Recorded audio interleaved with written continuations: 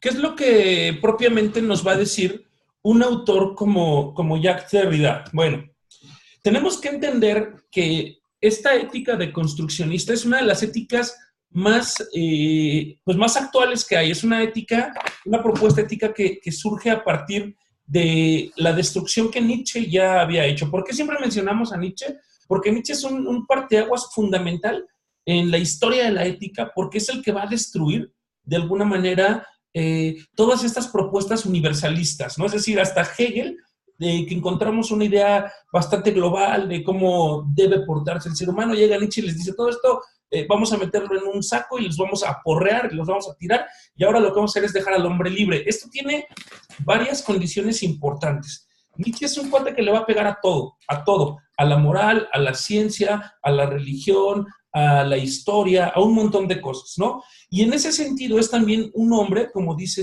este primer oración, que le va a estar pegando también esta idea logocéntrica. ¿Qué quiere decir logocéntrica? Pues esta idea que pone a la razón o al logos, al pensamiento, en el centro, como si fuera la lamparita que ilumina todo, ¿no? Entonces, él va a decir, ¿idea de verdad? ¿Significados iguales? Pues no podemos entender las mismas cosas y las mismas palabras a partir de hechos que se asumen igual. A ver, lo explico de otro modo. No todas las cosas las entendemos igual. Si ustedes leen un libro, si ustedes ven una película, si ustedes ven una obra de arte, si ustedes ven a una persona y demás cosas, no vamos a entender lo mismo porque partimos de tradiciones, experiencias, relaciones completamente diferentes. Por eso para Nietzsche no podríamos tener hechos, así como el hecho de la taza es azul, el cuadernito mide tanto y tanto, esos son hechos, pero en realidad no los entendemos igual, partimos de interpretaciones. Entonces, esta ética deconstruccionista va a ser una ética de interpretación y como tal, toda interpretación tendría que irse desmenuzando y desmembrando para entender el porqué de dicha interpretación. Si, por ejemplo, yo leyera un texto como El Quijote, yo no podría decir que ese texto es un libro de cocina, ¿no? O sea, no hay tampoco una posibilidad de afirmar que toda interpretación es válida. Hay interpretaciones más pertinentes que otras, ¿no? Y la idea es que con esta deconstrucción podamos dar lugar justamente a las mejores interpretaciones. Entonces, pero ojo, si vamos a dar lugar a interpretaciones, no va a haber interpretaciones únicas, sino un número diverso de interpretaciones en las cuales algunas van a resultar más pertinentes, ¿sí? Si hay dudas, me van deteniendo, ¿eh? Ok, entonces, es cierto que hablamos, si estamos partiendo de una condición bajo la cual son interpretaciones, pues que va a ser una ética de la hermenéutica. Si ustedes no han escuchado esta palabra, o ahora es la primera vez que lo escuchan, pues la hermenéutica, digo, reduciendo mucho, no es nada más lo que voy a decir, sino muchas cosas más, es una ética de la interpretación, ¿no? Una ética que apela, que busca decir a partir de qué criterios nosotros lanzamos juicios morales. ¿Cuáles son los criterios para decir que algo es bueno y cuáles son los criterios para decir que algo es incorrecto, ¿no? Y justamente a partir también de este contexto en el cual se dan lugar estos conceptos, ¿no? Por eso también hablamos de la importancia del giro lingüístico. A partir de los años 30 del siglo XX, 1930, hasta probablemente los 50, es justamente cuando tiene todo este auge, toda esta cuestión de la lingüística, ¿no? Entonces, para los deconstruccionistas y en especial para Derrida, pues toda oración está sujeta a muchas interpretaciones legítimas, ¿no? ¿Y por qué? Porque estas interpretaciones nos generan justamente condiciones que van a partir de nuestra cultura, de nuestras relaciones personales y, por supuesto, de nuestra lengua, ¿no? Entonces, los hermeneutas, los deconstruccionistas, partirían que nunca nos comunicamos objetivamente, ¿no? Es decir, pretender, ahí me faltó un acento, perdón, en el así, nunca nos comunicamos objetivamente, ¿no? Así como tampoco podemos encontrar conocimiento objetivo de la realidad. Estas son cosas que están apelando a ellos siempre. Lo que hacemos es interpretar hechos que percibimos, ¿no? Hechos que están ahí, pero a partir de esta interpretación que hacemos sobre ellos, generamos una peculiar afirmación sobre el mundo, ¿no? Y entonces, en esta interpretación, pues entran los prejuicios, que, ojo, no tienen en esta condición algo moral, sino los elementos que nos constituyen, y por tal motivo, pues no podríamos hablar de verdad moral o de ética en términos universales, ¿no? Por eso dice el propio Derrida que el hombre estaría sumergido en un determinado número de contradicciones, ¿no? Si el hombre se da, si el hombre se otorga, si el hombre se construye a partir del lenguaje, pues el hombre y su interpretación tiene límites, porque también no conocemos la infinidad de lenguajes que existen. Ustedes pueden saber, por ejemplo, que, no sé, pienso en algo como el alemán, tienen una cantidad de verbos hasta muy específicos y determinados que no son traducidos, por ejemplo, al español o a otras lenguas, ¿no? Y en el español, por ejemplo, tenemos, sobre todo en el español que hablamos, una infinita riqueza, no digo con riqueza pulcritud, sino de significados y sentidos con el cual nos movemos, ¿no? Esto es muy peculiar, sobre todo quien haya podido hablar en algún momento con un español me refiero a un ibérico, o de la península ibérica, pues se podrá dar cuenta que a veces las cosas como hablamos nosotros no nos entienden, ¿no?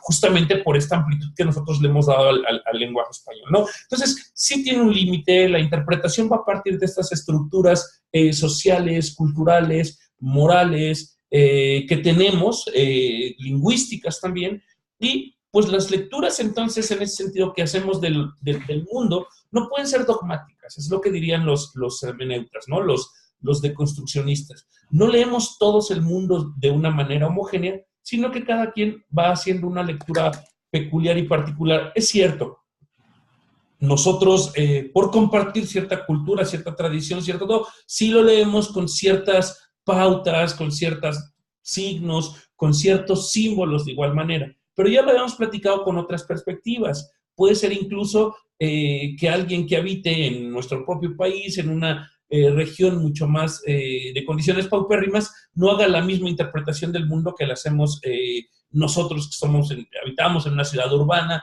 en una cierta clase social y demás cosas, ¿no? Entonces, hay lecturas del mundo, no hay lecturas dogmáticas.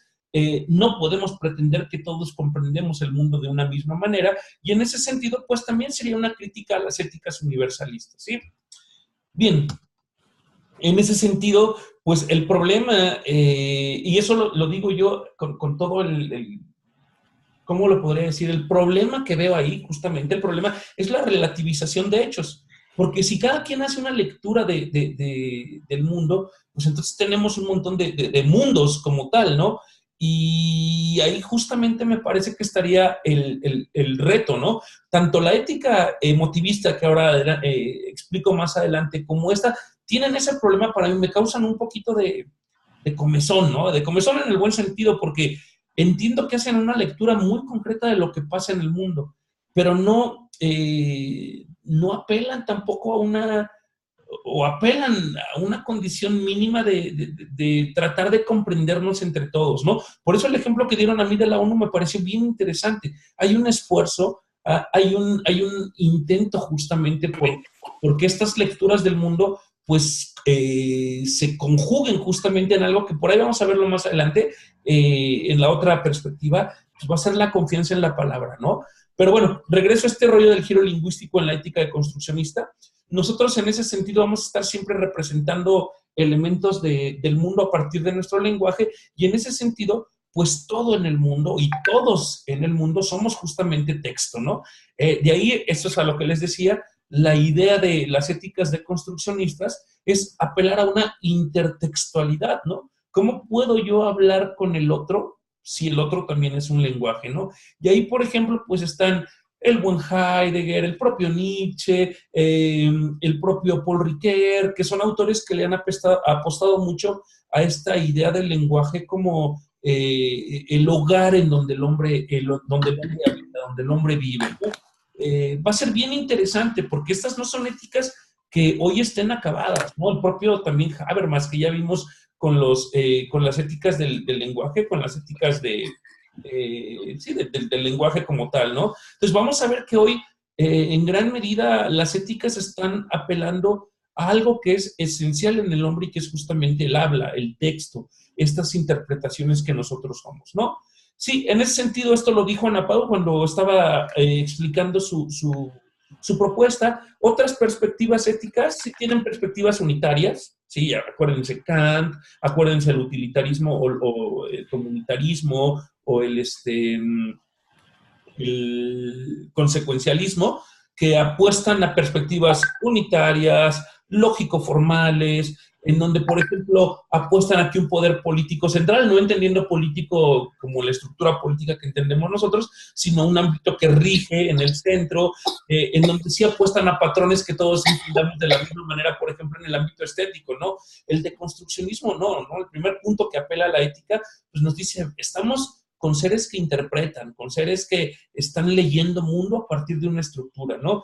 Pero, por ejemplo, en el ámbito político dice, pues más que atender al poder central, si queremos entender lo que está ocurriendo en el mundo, tenemos que ir a atender a los movimientos sociales nacidos en el pueblo, en la cultura, nacidos ahí en donde se dan justamente estas relaciones humanas, ¿no? La estética, dice, reguladas por cosas como la belleza en el sentido universal, pues no, tenemos que atender a qué es lo que está apareciendo en el arte popular, en el arte plural y demás, ¿no? Entonces, como ven, en la perspectiva del construccionista no hay un fundamento universal. Lo que hay son actos que nosotros tenemos que interpretar al interior de la propia comunidad, ¿no? Y nunca va a haber una intención de volverlos universales. Sí hay una intención de diálogo, hay una intención de intertextualidad. ¿Cómo puedo yo hacer que dos textos se conjuguen a la vez en uno solo, ¿no? Y bueno, en ese sentido es el ejemplo que estaba yo dando anteriormente, ¿no? Un texto es un conjunto de signos, pero igual, si ahorita me ponen un texto en sánscrito, un texto en húngaro, un texto en polaco, es muy probable que pues, yo no entienda absolutamente nada de él, ¿no? Hablar de verdad sería decir, todos los que leemos esta obra, todos lo entendemos de la misma manera, ¿no? Y eso, en términos reales, pues no es algo que podamos afirmar, ¿no?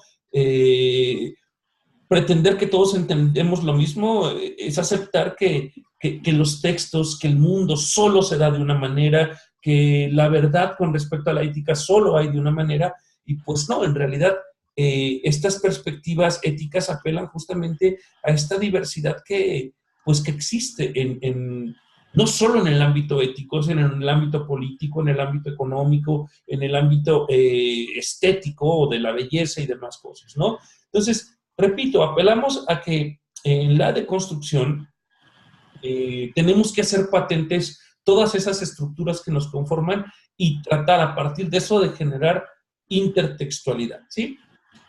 Creo que no tengo otro slide. No, ok. ¿Alguna duda con esto? No. ¿Seguros? Bueno. Yo tengo una duda. Sí, Christopher. Eh, las grabaciones las vamos a poder estudiar, las vamos a tener para el... Sí, por supuesto. Tengo 3 grabaciones. No las he subido aún. Hoy lo voy a hacer. Hoy sí lo hago. Hoy tengo más tiempo. Es que he estado bien atascado de chamba, pero sí. Está bien. Ok. Gracias. No, ¿de qué? Bueno, paso con la de los emotivistas, ¿no? Acá está. La verdad es que están buenas estas perspectivas. Bueno, me gustan, aunque no lo niego, me causan cierto escozor porque estoy acostumbrado acostumbrado en el mal sentido, a que pues, toda propuesta ética tendría que tener una pretensión de universalidad, es lo que generalmente todo el mundo enseña. Pero vaya, ¿no? Lo que yo encuentro en estas éticas es que pues leen al hombre de una manera muy peculiar, muy atinada, ¿no? Yo siempre les había contado, o por lo menos al inicio de este curso, que había una pelea relativamente, una pelea en el sentido figurado entre las éticas emotivistas y las éticas del deber. Hume, que es el fundador de este tipo de éticas, de alguna manera es el que va a despertar a Kant en muchos sentidos, ¿no? La bestia Kant en el buen sentido, la montaña Kant, el cúmulo de cosas que hace Kant, es en gran medida por el propio Hume, ¿no? Y el propio Kant en la crítica de la razón pura lo reconoce. Cuando yo leo A Hume me despierto del sueño dogmático que está y me pongo a trabajar en otra cosa, ¿no?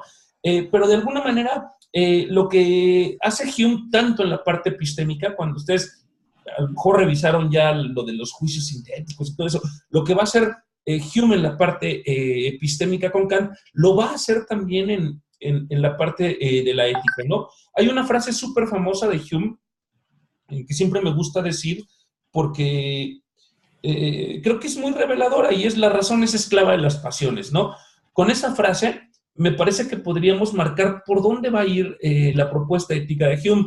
No es que Hume descarte a la razón, es cierto lo que dijeron sus compañeras, no la descarta, pero sí la deja en un segundo plano. La razón va a ser un medio para que yo solvente justamente la pasión que tengo. Y ahora, ojo, cuando digo pasión, hay que entenderlo en el sentido griego, ¿no? El patos, que significa padecer.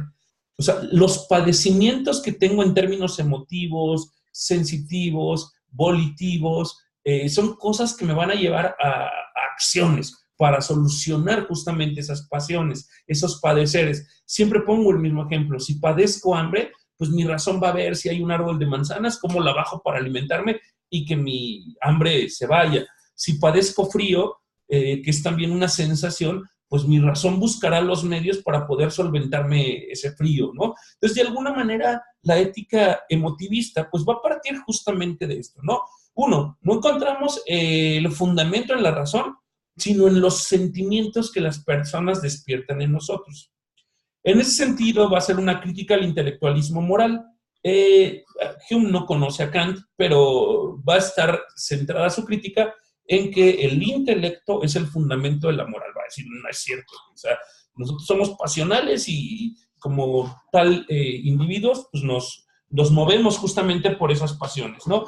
Entonces, aquellas personas, va a decir, que han tratado de expulsar a los sentimientos de las decisiones morales, pues han cometido un error, porque el hombre tiene esta condición inherente a él. No es que, a ver, ahora que tomo decisiones morales, voy a quitarme la emoción, voy a quitarme los sentimientos y me voy a volver una máquina para decir qué es bueno y qué es malo. Pues no, la verdad es que no.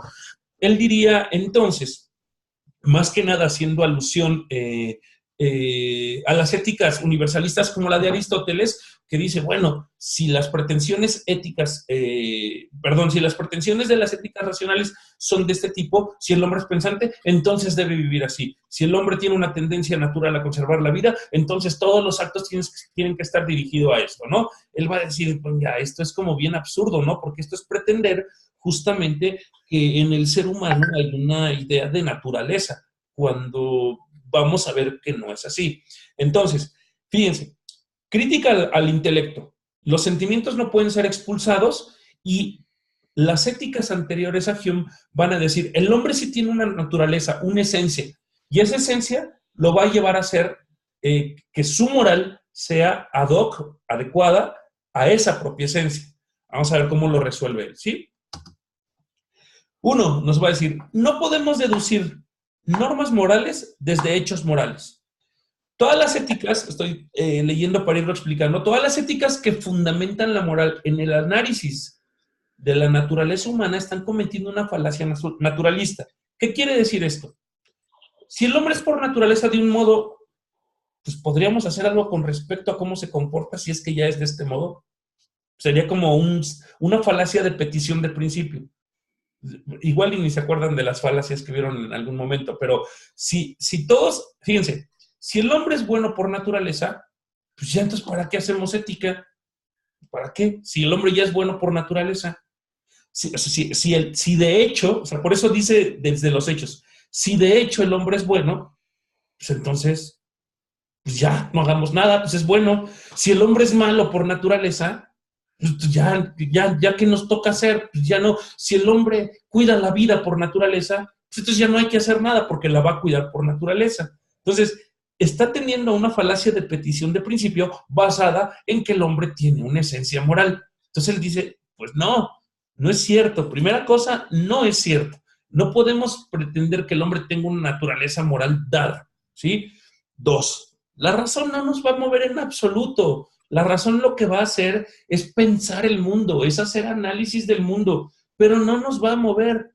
para nada. Los sentimientos, las emociones, las voliciones, todas esas cosas que la moral ha tratado de expulsar, eso sí nos mueve, ¿sí? El dolor, el placer, todo eso sí nos mueve, ¿no? Lo que nos podría ayudar la razón es justamente a medir cuáles son las consecuencias útiles o las consecuencias desagradables, pero no nos va a motivar justamente a la acción, ¿no? Entonces, fíjense, la razón se va a convertir solamente en medio para conseguir acercarme a las cosas placenteras o alejarme de las cosas que no me ayudan para nada a mi condición, ¿no? Bien, esas son como las principales críticas que estaría haciendo el emotivismo moral. ¿Cómo es lo que va a fundamentar o a partir de qué criterios? Ya dijimos, los hechos humanos no pueden calificarse como buenos o malos, ¿no? Lo bueno y lo malo no son propiedades que ustedes encuentren en algo, sino que lo que vemos en conjunto en las acciones que acontecen en el mundo son secuencias. Y eso también estoy seguro que muchos de ustedes lo vieron en algún curso que llevaron antes de Hume. Hume lo que ve, acuérdense, en su perspectiva también empírica, él es un cuate del empirismo, es que todas las cosas se suceden unas a otras y el conjunto de cosas es lo que nosotros ya vemos como un acto. Entonces, lo mismo él ve justamente en la moral. Un hombre que se enfrenta a otro, un hombre que tiene una pistola, un hombre que discute, un hombre que dispara y un hombre que al final muere, ¿no? Y el otro que escapa. Bueno, todo ese conjunto de hechos independientes uno de otro, según él, es lo que justamente ya vemos como actos morales.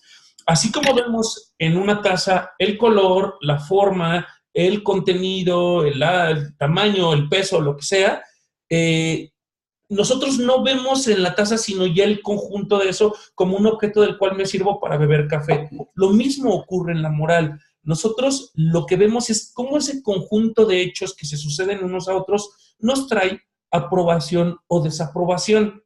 ¿Qué es lo que sí me puede permitir la razón con respecto a la taza?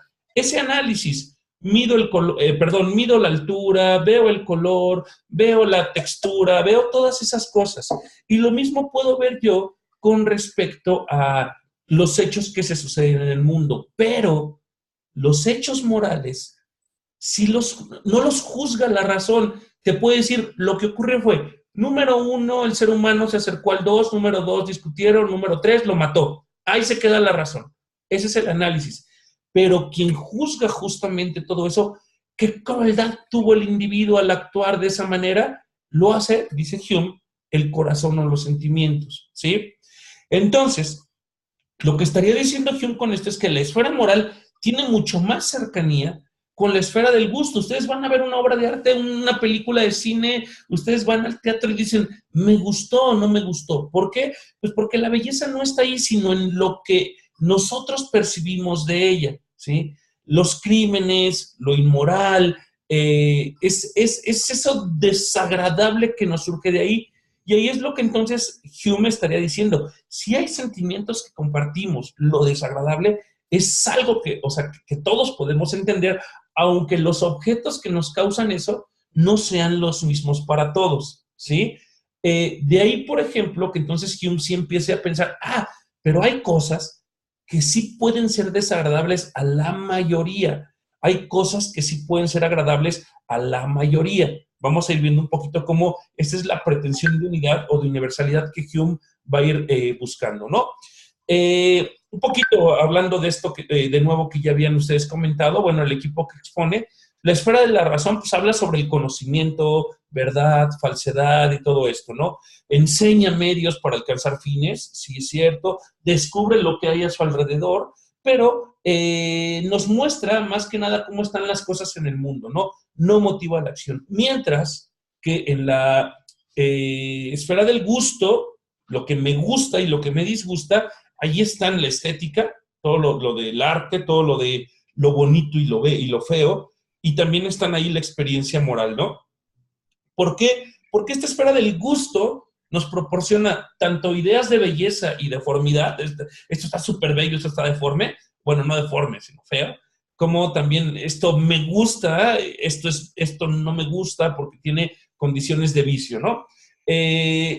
Y es cierto, la esfera del gusto, la esfera moral, no va a descubrir el mundo como lo hace la esfera de la razón, sino más bien ve cómo este conjunto de relaciones se le aparece y cómo lo evaluamos a partir de eso, ¿no? Repito, ustedes pueden ver una obra de lo que sea, de Kandinsky, de Pollock, de lo que quieran, y decir me gusta, no me gusta, por ciertos criterios, ¿no? Dar placer o dolor, y esto sí motiva justamente a la acción, ¿no? Sería como parte de las condiciones importantísimas que tendría aquí Hume, ¿sí? Tratando de dar un cierre a esta condición, ¿no? Mucha gente podría pensar entonces que Hume deja la razón de lado. No, no la deja de lado, la supedita o la pone por debajo justamente del ejercicio de la emoción, ¿sí? Para él, puede incluso hacer que ambas coincidan, lo dice por ahí, pero siendo claro, no podemos negar que quien nos motiva es la pasión, ¿no? La pasión en un sentido, repito, griego, ¿no? Del padecer. Lo que padezco es lo que me va a motivar a hacer las cosas, ¿no? Si tengo frío, bueno, me paro. Y mi razón dice, ¿qué haces? ¿Vas hasta el Costco a comprar un suéter o vas aquí a tu armario a buscar uno? Pues claro, la razón dice, lo más práctico es esto, ¿no? Me gusta una chica, padezco enamoramiento de ella, ¿qué hago? Pues escríbele una cartita o no sé, o tócale una canción, ¿para qué soy mejor? No, pues creo que para escribir, ¿no? No sé, busca los medios para conseguir ciertas cosas, ¿no? Y en ese sentido, estas pasiones sí son independientes de la razón, ¿no? Sin embargo, repito, esto es algo que a mí me interesa mucho, ese tercer puntito, estos sentimientos morales que despiertan en nosotros ciertas acciones o cualidades de las personas, es por donde Hume estaría diciendo, aquí hay que apostarle, aquí, este sentimiento de lo humano, lo que nos es común a la mayoría de las personas, es ese sentimiento positivo que sí nos va acercando a la idea de felicidad o lo que todo nos repulsa a la mayoría de las personas, el asesinato, el crimen, la injusticia, no está diciendo todos lo entendemos igual, pero sí compartimos ciertas condiciones, ¿no? La virtud sería aquellas acciones que motivan a la comunidad hacia el reconocimiento de la humanidad, y vicio sería pues justamente todo aquello que nos repele, que nos causa desagrado, ¿no? Por ejemplo, no sé, los actos de solidaridad, la gente diría, bueno, es que son actos humanos que nos hacen, que nos son agradables a todos. Creo que nadie se molestaría o tendría una repulsión por alguien que intenta salvar una vida, pero sí todos repudiaríamos a lo mejor actos como, no sé, actos inhumanos como una matanza, un genocidio, etcétera, etcétera, ¿no? Entonces, estaría diciendo Hume, sí, estos son los actos que nos permitirían quizá generar ligas de pretensión universal, estos sentimientos justo nos motivan y en ese sentido, por eso la humanidad y los hombres también, tanto a nivel individual, pues estarían más cercanos de aquello que les causa placer y alejándose de aquello que les causa dolor, ¿no? Entonces, serían las dos perspectivas éticas que nos faltaban. No sé si tengan alguna duda con respecto a esta otra perspectiva, o pueda yo avanzar en otra cosa. Bueno, avanzar ya no, pues en realidad ya no me queda mucho tiempo, pero no sé cómo vean, ¿hay dudas? ¿Algo? Y más bien lo del examen que nos ibas a contar. Sí, lo del examen. Bueno, pues el martes, ¿no? El martes se los mando y lo hacemos a la hora de clase y está sencillo y pues, ahí mismo lo resolvemos, ¿no? O sea, ¿es por Blackboard? Sí, yo creo que sí. Sí, por Blackboard. Okay. ¿Va a ser todo el salón o en equipo? ¿Cómo va a ser? Pues en parejas, yo creo, ¿no? En cuartetos. ¿Perdón? En cuartetos. No, ¿qué parejas? Venga, si estudiaras en el CONALEP, sí te lo hacía en cuartetos, Ana Paula. Pero tú no estudias en el CONALEP, estudias en el TEC. Entonces, Por equipos. Sí, en parejas, ¿no? No, por equipos. No, ¿cómo? No.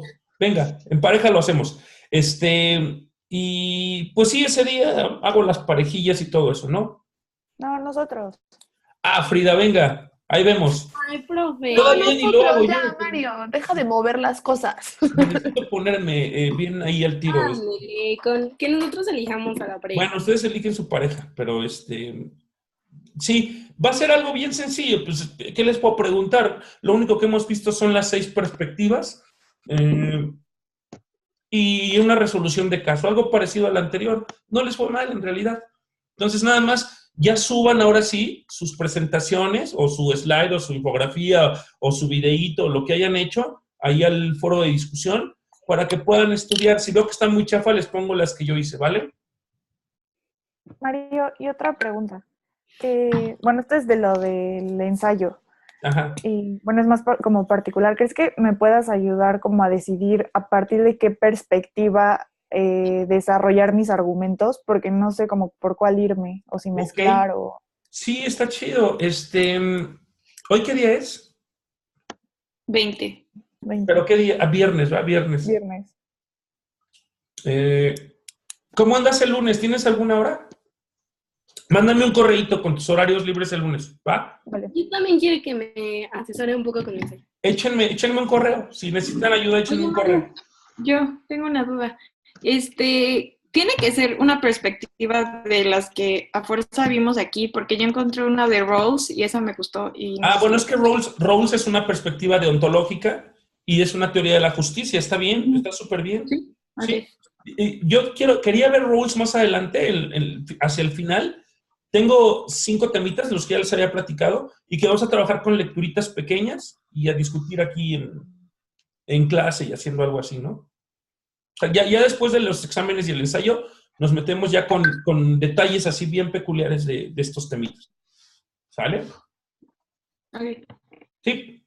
Profe, ¿el ensayo se entrega el martes o el jueves? El jueves, para que me dé tiempo de calificarlos bien. Pero tenemos clase el viernes, ¿no? O sea, ¿se entrega el Sí. jueves o el viernes? No, el jueves, ¿no? Please. Ok. Sí, lo que voy a hacer no, pero el viernes... El martes es el examen y el viernes... pues el viernes asincrónico les dejo una lectura para que le avancen y podamos discutir el otro martes. O sea, que esa clase asincrónica la usen para sus lecturas y eso, ¿va? Ok. Sí. Bueno, pues... Gracias, estuvo chido, no se les olvide subir sus aportaciones y pues los veo el martes, ¿vale? Ok. Cualquier cosa, échenme un correíto. Los veo. Gracias, Sí, Mario. está bien. Bye, bye. Luego, Bye. adiós.